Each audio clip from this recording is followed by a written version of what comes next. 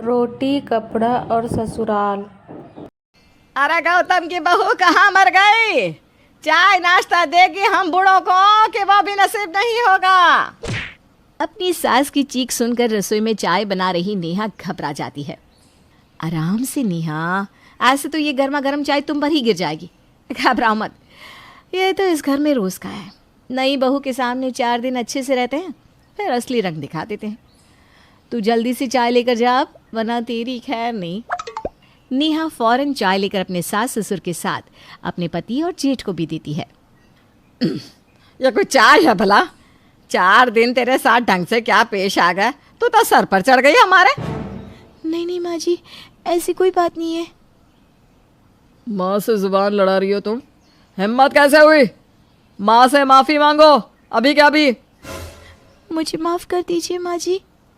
अगर इस घर में सुख चैन से रहना है तो माँ जो कहती है उसे सुनो और चुपचाप वैसा करो। शर्मा निवास में नेहा की नई नई शादी हुई थी। बेचारी नेहा ने यह सोचा भी नहीं था कि इतना अपनापन बिखेरने वाले उसके ससुराल के लोग असल में ऐसे होंगे। वो रसोई में जाकर फूट फूट कर रोने लगती है। रो रो कर अपना कलेजा क्यों जलाती है पगली? हम औरतों की तो यही किस्मत है। इस झांसे में फंसकर तो मैं भी इस घर में आ गई थी। सासू माँ ससुर जी इतनी अच्छी तरह मेरे घर रिश्ता लेकर आए थे, क्या कुछ नहीं चढ़ाया मुंह दिखाए में उन्होंने मुझे, पर मेहमानों के जाते ही सब वापस ले लिया। प्रिया नेहा को ये सब बता रही होती है कि वहाँ मनोरमा आ जाती है। तेरा काम मैं ही आऊंगी, तेरी जेठानी नहीं नेहा, याद रखना। कभी कोई जेठानी देवरानी की सगी नहीं हुई जो आज होगी। काम खत्म करके मेरे कमरे में आकर मुझसे मिल ले तो। नेहा रसोई का सारा काम निपटा कर अपनी सास के कमरे में जाती है, जहाँ उसकी ननद पहले से ही मौजूद थी। दीदी आप तो जाने वाली थी ना, आप अब तक यहीं हैं, आपकी ट्रेन छूट जाएगी। देख रही हो माँ, तुम्हारी बहू मुझे इस घर में देखना भी नहीं चाहती।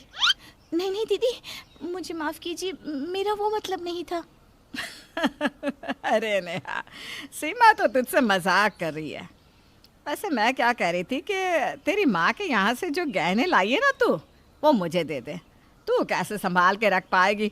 इधर उधर हो गया तो सोना खोना कितना बड़ा अपशगुन होता है, जानती है ना? इतना टेंशन कैसे ले पाएगी तू? पर माँ जी। चिंता क्यों करती है? जब भी ज़रूरत होगी मैं हूँ ना, जब भी पहनना हो मुझसे मांग लेना। नेहा अपने कमरे में तिजोरी से गहने निकालने के लिए जाती है।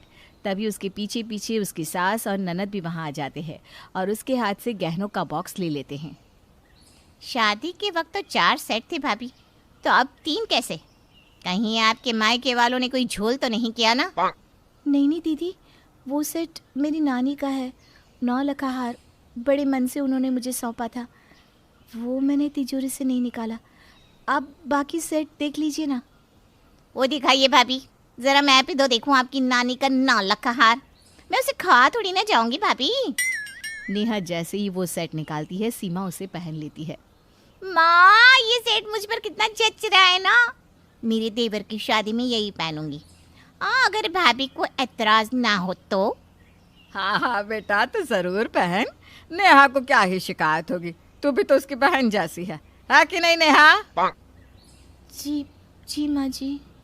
मनोरमा अपनी बहू के सारे गहने ले लेती है और एक गहने का सेट अपनी बेटी को दे देती है। पर 4 दिन पहले दुल्हन बनी नेहा के पास ही कोई गहना नहीं बचता। कुछ देर बाद शाम के वक्त प्रमोद सभी नौकरों को बुलाता है। ये लो तुम लोगों के काम के पैसे, अब से यहाँ आने की कोई ज़रूरत नहीं है। हम लोग कहीं जा रहे हैं क्या बाबूजी, जो आप नौकरों को छुट्टी दे रहे हैं? तुम आ गई हो ना बहू, अब नौकरों का क्या काम? दिन भर आराम करोगी तो दिमाग में 10 बातें आएगी। आराम से रसोई संभालो, इतना बड़ा घर है, पहनने को कपड़े हैं, रसोई में खाना है, और क्या चाहिए तुम्हें? रात को नेहा और प्रिया मिलकर खाना बनाती हैं और सभी को परोसती हैं। इतनी भारी साड़ी पहनने की क्या ज़रूरत है नेहा तुम्हें? सारी साड़ियाँ खराब हो जाएगी। घर पर तुम्हें कोई देखने नहीं आ रहा, प्लेन सी साड़ी पहना करो ताकि काम में भी आसानी हो। पर मेरे पास कोई प्लेन साड़ी नहीं है जी। अच्छा कोई बात नहीं, मैं कल जाकर खरीद लूँगी। क्यों खरीद लूँगी? शादी में इतना खर्चा पहले ही हो चुका है। बिल्कुल नहीं, माँ की पुरानी साड़ियाँ ले लेना उनसे। इन लोगों का ना क्या बताऊँ बाबूजी, इतना कुछ है पर कुछ ना कुछ घटा ही रहता है, सारा मूड बिगाड़ दिया। ये कहकर गुस्से में गौतम अपने कमरे में चला जाता है। जरा भी अकल है तुझ में? यह सब मायके छोड़ आई। पति काम से थका हारा घर आया है, ये नहीं कि उसकी टेंशन कम करो। इनको तो अपने शौक पूरे करने हैं। ऐसा करते करते वो तुझसे दूर हो गया तो मुझसे मत कहना। बेचारी नेहा पूरी तरह फंस चुकी थी। अच्छे ससुराल के सपने संजोए बैठी नेहा को अपनी आंखों के सामने सब टूटता सा दिख रहा था। यूँ तो मुझे किसी से कोई उम्मीद नहीं है। ये लोग तुझे बाहर भेजने की सोचेंगे भी नहीं। मैं सोच रही थी कि तेरे जेठ जी से बात करूं। तुम्हारी और गौतम की नई नई शादी हुई है, तुम लोग हनीमून पर हुआ हो, तुम्हारा भी मन अच्छा रहेगा। हो सकता है वहाँ गौतम तुम्हें समझने भी लगे। भाभी, नेहा प्रिया के गले लग जाती है। उसके पूरे ससुराल में एकमात्र प्रिया ही उसका सहारा थी। प्रिया सोने के वक्त अपने पति से कहती है, सुनिए जी, अब बुरा न माने तो एक बात कहनी थी। ऐसा कुछ मत कहना कि मेरा मूड खराब हो जाए। वो मैं कह रही थी कि अगर आप माँ जी से बात करें कि वो नेहा और गौतम को हनीमून पर भेजे तो। हम गए थे क्या हनीमून पर? ये सब नए नए चौंचले मत पालो तुम। वैसे भी मेरे भाई को ये सब पसंद नहीं है। आप इस बात को यहीं दबा दो, वरना माँ के गुस्से का सामना तुम्हें ही करना होगा। बेचारी प्रिया चुप हो जाती है। अपने अपने बिस्तर पर पड़ी हुई दोनों बहुएं अपनी किस्मत को कोसती। धीरे धीरे दिन बीतते जाते हैं और उनके ससुराल का माहौल और भी सख्त होता जाता है। एक सुबह रोज की तरह प्रिया और नेहा रसोई में काम कर रहे थे। तभी उनका छोटा देवर राघव वहां आता है। देवर जी, आप यहाँ क्यों आए? माँ जी ने देख लिया तो हमारी खैर नहीं। मुझे आप दोनों से बात कहनी है भाभी। आप दोनों रसोई से बाहर आ ही कहाँ पाती है, इसलिए मैं ही अंदर आ गया। अब वो क्या है ना भाभी, मुझे एक लड़की पसंद है। तो भूल जा उस बेचारी को। देख रहा है ना हम दोनों की हालत। पहली बात तो माँ जी नहीं मानेंगी, और पैसा देखकर ये लोग मान भी गए तो शादी के बाद उस बेचारी की किस्मत फूट जाएगी, और ये अब हम होने नहीं देंगे। उसे सब पता है भाभी, सब कुछ। फिर भी वो इस घर में आना चाहती है। मैं और नेहा तो मूर्ख बन गए, पर तेरी तो लव मैरिज है। उस बेचारी के साथ गलत नहीं होना चाहिए। उसे भूल जा और उसे भी समझा कि ये घर नहीं, नरक है, नरक। अपनी भाभीयों की बात सुनकर राघव मुंह लटकाए बाहर आ जाता है। उसे देखकर गौरव कहता है, काम धाम तो करता नहीं है, इसलिए अपने भाभीयों के लहंगे का जो बना घूमता है। कल से दुपट्टा ओढ़कर रसोई में ही बैठ जाना। न जाने कब मर्दानगी आएगी इसमें। मैं भाभीयों की मदद नहीं कर रहा था भैया, और कर भी दिया तो क्या, आपको भी करनी चाहिए। वो दोनों कोल्हू के बैल की तरह दिन भर काम करती है और आप लोगों को फर्क ही नहीं पड़ता। ज्यादा भाभीयों का चमचा मत बन। उन दोनों को क्या सुख सुविधाएं नहीं मिलती, सब तो है। पेट में रोटी हो तो बोली निकालना आसान है। रोटी, कपड़ा और मकान अर्जित करके दिखा, तब कुछ कहना, समझा? न जाने अपनी लुगाई लाएगा तो क्या करेगा। ऐसा कैसे ले आएगा? इस घर में मेरी मर्जी के बिना कुछ नहीं होता। लड़की 25 लाख लाएगी तो आएगी, वरना रह अपने मायके में। वैसे इस लड़के के पैरों में बेड़ी डालने का समय आ गया है। मैं आज ही कुछ घरों में बात चलाता हूँ, वरना इसके जो लक्षण है यह तो हमारे मुंह पर कालिक पुतवा देगा। अपने पिता की बात सुनकर बेचारा राघव निराश हो जाता है और सीधा अपनी गर्लफ्रेंड ऋषु के पास जाता है और उसे सब कुछ बताता है। तुम क्यों निराश होते हो राघव? मैं हूं ना। उन्होंने जाना नहीं है कि ऋषु है कौन। एक काम करते हैं, मेरी जॉब हो गई है, तुम भी लॉयर बन गई हो, चलो ना हम शादी कर लेते हैं, मैं घर से अलग हो जाऊंगा। और भाभीियों का क्या होगा? तुम्हारे घर वालों की सोच, उसे बदलना ही होगा राघव। अब तो मैं उसी घर में बहू बनकर आऊंगी राघव। राघव और ऋषु शादी कर लेते हैं और सीधा पहुंचते हैं शर्मा निवास। ऋषु अपने साथ 2 ट्रक भरकर सामान लाती है, जिसे देखकर मनोरमा का मुंह खुला का खुला रह जाता है।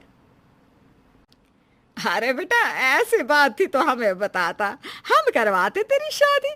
कितनी सुंदर बहू लाया है तुम मेरे लिए। साक्षात माँ लक्ष्मी का स्वरूप लग रही है।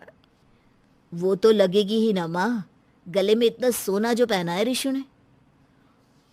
ऋषु, देख रही हो ना मनोरमा, कितना प्यारा नाम है बहू का। मैं तो जानता ही था कि राघव कुछ बड़ा जरूर करेगा। शादी करने से क्या बड़ा काम हो गया बाबूजी?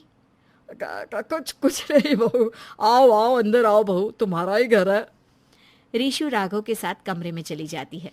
उसके पीछे मनोरमा सभी से कहती है, तुम दोनों ये क्या शक्ल बना रखी है तुम दोनों ने? रीशु को किसी बात की भनक नहीं लगनी चाहिए। और ये नौकरानियों सी साड़ी बदल कर जाओ, नई भारी साड़ी पहन कर आओ, नई बहू को कुछ पता ना लगने पाए। और जी आप नौकरों को फ़ोन करके बुला लीजिए, भाग कर आइए लड़की, उसके घर वाले भी पीछे पीछे आएंगे, लगना चाहिए ना कि अच्छा ससुराल है।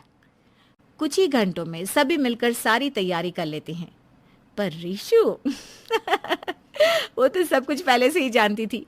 वो कमरे से नाइट ड्रेस में हाथ में लैपटॉप लिए नीचे उतरती है और सोफे में बैठकर अपने लैपटॉप पर काम करते हुए राघव से कहती है, कॉफी लाना राघव। हाँ हाँ रीशु। ये देखकर फुसफुसाता हुआ प्रमोद मनोरमा से कहता है, ये क्या बुला लिया है राघव, ये तो हमारे सर पर चढ़कर रहेगी। अरे 4 दिन की बात है जी, फिर इस करोड़पति लड़की की सारी जायदाद अपने नाम करवा कर इसे लात मारकर फेंक देंगे और राघव की शादी आपकी पसंद की लड़की से करवा देंगे। हमें कोई अफसर नहीं, एक नौकरानी चाहिए बस।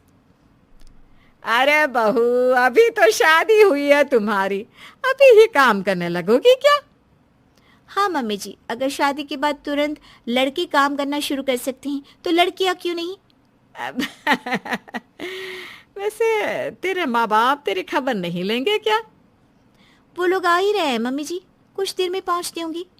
सीआईडी इंस्पेक्टर है, कभी देर से नहीं पहुंचते, ऑलवेज ऑन टाइम। ये बात सुनते ही मनोरमा डर से कांपने लगती है। हाँ, आप क्यों कांपने लगी मम्मी जी? जैसे कोई चोरी की हो आपने। क्यों भाभी? वैसे आप दोनों यहाँ आइए ना, मेरे साथ बैठिए, मैं आपको ना ऑफिस वर्क सिखाती हूँ। कंप्यूटर कैसे चलाती हैं, उस पर काम कैसे करती हैं। ये सब देखकर मनोरमा भागकर अपने बेटों के पास जाती है। अरे कैसे भी करके इस बला से जान छुड़ानी होगी बेटा।